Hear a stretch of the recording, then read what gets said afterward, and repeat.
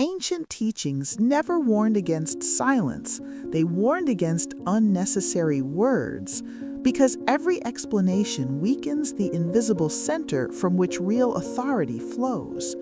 This channel is not here to comfort you. It exists to remove illusions. If you feel this kind of clarity is rare, subscribe, not for motivation, but for truth. The moment you feel the need to explain yourself, power has already begun to leak away. Not because explanation is wrong, but because the impulse behind it is rarely innocent. Explanation often emerges from fear, not clarity, from the quiet terror of being misunderstood, rejected, or erased. In that moment, something ancient inside the human soul contracts. The voice lowers, the spine bends inward, the self fractures into fragments that seek validation instead of truth.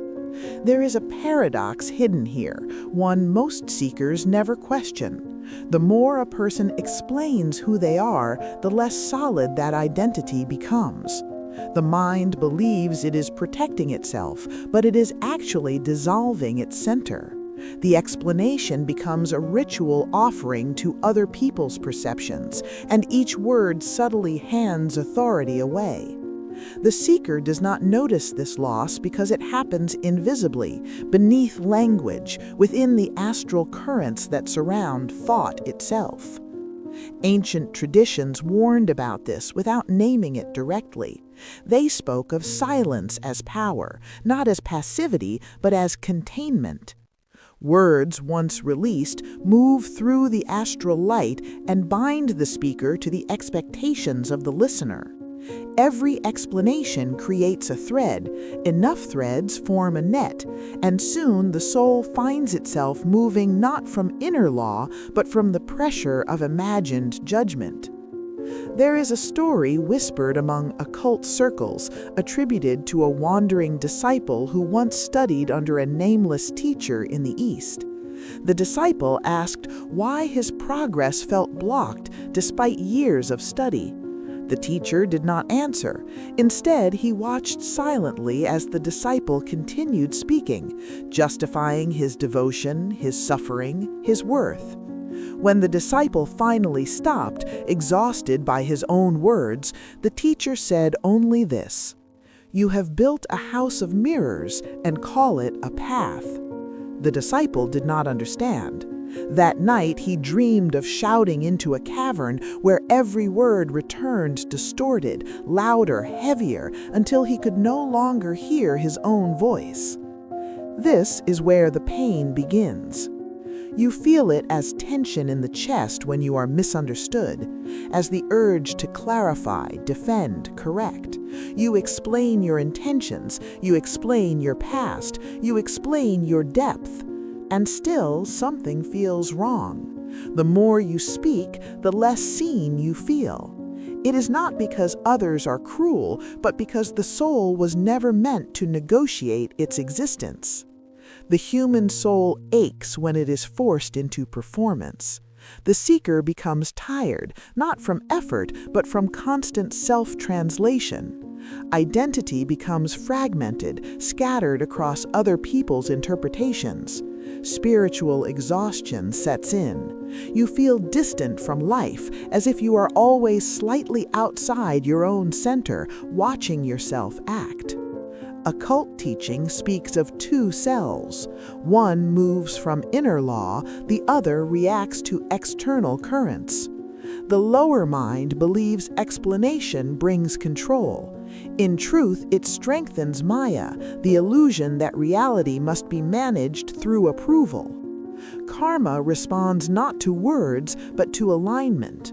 When the monad is anchored, silence carries more force than justification ever could. Yet this truth is dangerous when misunderstood. Silence is not withdrawal, it is not superiority, it is containment of force.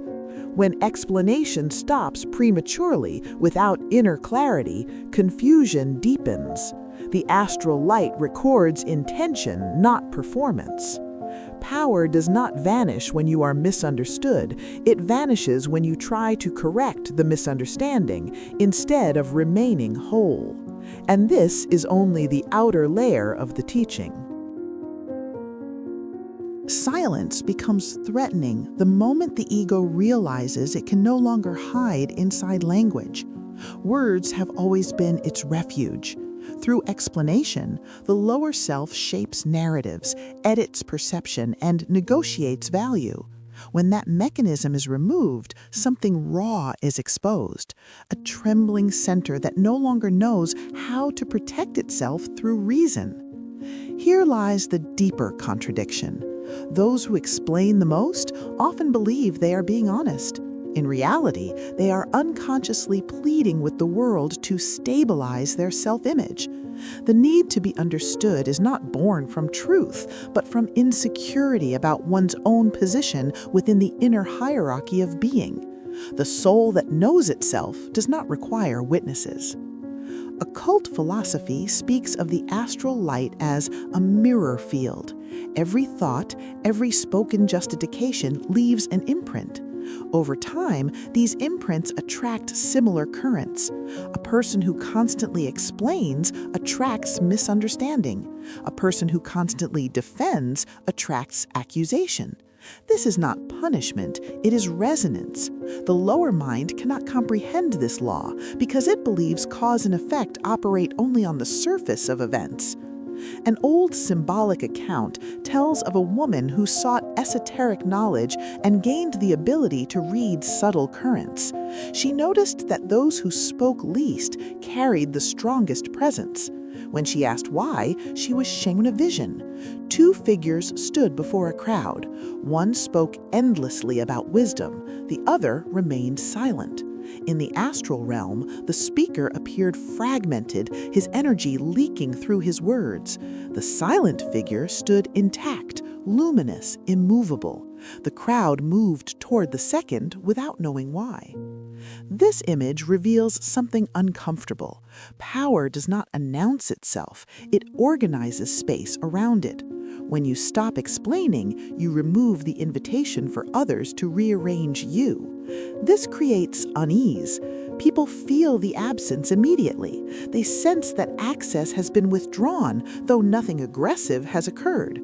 This is why stopping explanation often feels lonely. The human pain surfaces quickly. You feel invisible, unacknowledged, misjudged. Old wounds activate. The instinct is to rush back into speech, to reassert connection through clarity. But clarity offered to those who do not seek it becomes distortion. The seeker feels torn between authenticity and isolation. The soul whispers for stillness while the mind demands recognition. This inner conflict creates spiritual fatigue. Identity fractures again, oscillating between withdrawal and overexposure. The pain is not caused by others, it is caused by standing between two selves. Theosophy teaches that the lower self survives through reaction. The higher self acts through presence. When explanation stops, the lower self panics. It senses its diminishing authority. The astral body tightens, thoughts race, old habits surface. This is not regression, it is resistance. Maya thrives on commentary. Silence weakens its grip. Karma does not require defense. It unfolds according to alignment, not narrative. When the monad is centered, external misunderstanding cannot disturb inner direction. Yet another layer remains hidden.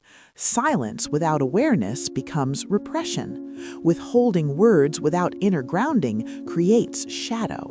The teaching is not about muteness, it is about sovereignty.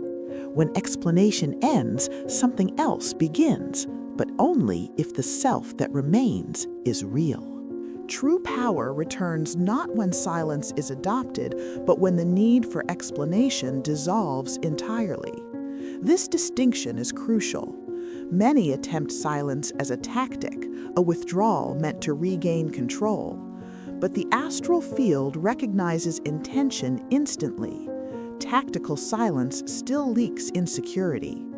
Authentic silence emerges when identity is no longer negotiable. At this stage, the seeker encounters a final tension. Without explanation, relationships change, dynamics shift. Some connections weaken, others dissolve. This is not loss, it is reconfiguration. The soul begins to move according to inner gravity rather than external pull. The ego experiences this as danger. The higher self experiences it as relief. Ancient esoteric texts describe this moment indirectly. They speak of the voice of the silence, not as absence of sound, but as the cessation of inner argument. When the soul stops justifying itself to the world, it also stops justifying itself internally.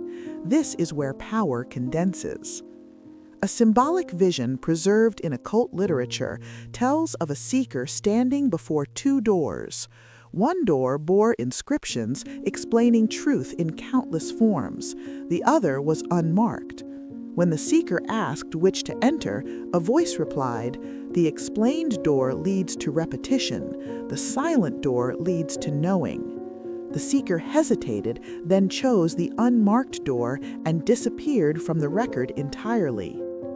This disappearance is what frightens the lower mind. Without explanation, identity loses its performative shape. You are no longer easily categorized. Others project freely. Misunderstanding increases temporarily. The pain sharpens. Old fears surface.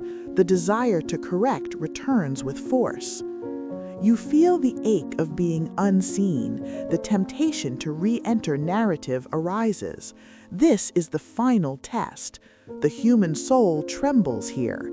Many retreat. They explain again. They regain comfort but lose depth. Those who remain experience something quieter, a stabilization. The astral field adjusts. The need to react fades. Presence thickens. People respond differently, though nothing has been said. Respect appears without request. Resistance dissolves without argument. Theosophical doctrine points to the monad as indivisible. When attention fragments through explanation, the monad weakens its expression. When attention returns inward, unity restores itself. This is not dominance, it is coherence. The illusion of the lower mind insists that being understood is safety. The higher teaching reveals that self-consistency is safety. Karma aligns around inner truth, not social clarity. Maya collapses when explanation loses urgency. Yet one truth remains deliberately obscured. Silence alone does not grant power. Power returns only when explanation becomes unnecessary because the inner position is unshakable. This state cannot be imitated. It emerges through confrontation with misunderstanding, solitude, and unresolved fear. The teaching does not instruct withdrawal from the world. It demands withdrawal from self-betrayal. When words arise from fullness, they carry weight. When they arise from fear, they drain life. Power does not return loudly. It returns quietly, without announcement, and by the time others notice, explanation is no longer possible because there is nothing left to defend.